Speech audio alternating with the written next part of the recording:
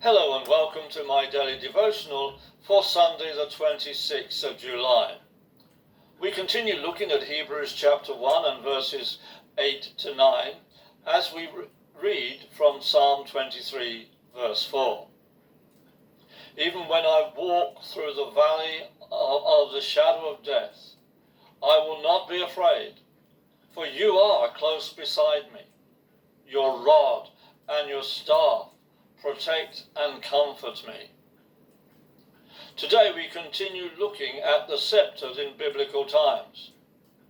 In biblical times, the scepter was originally a staff or a rod.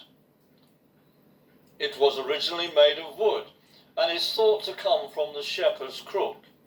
He would use this in shepherding his flock, leading them with it, exercising his authority over them, and protecting them. As we have read, King David referred to the scepter of God in Psalm 23 and verse 4. The word for rod in Psalm 23 is the same word that we find in Hebrews chapter 1 and verse 8. It is the word rhabdos, which is translated as scepter. David would have been used to the rod since he had been a shepherd.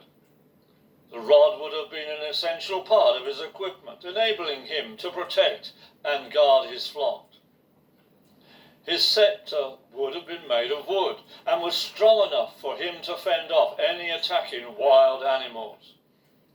It is highly significant that in his psalm that begins with "The Lord is my shepherd," he should use God's rod as a symbol of God's shepherding him. It is with his rod, scepter, that Jesus shepherds us. He used his scepter through his sacrificial death on the cross, whereby he scattered our enemy, the devil.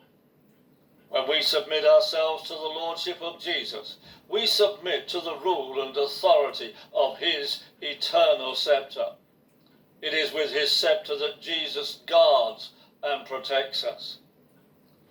Enjoy the Lord's protection over you and enjoy his blessing.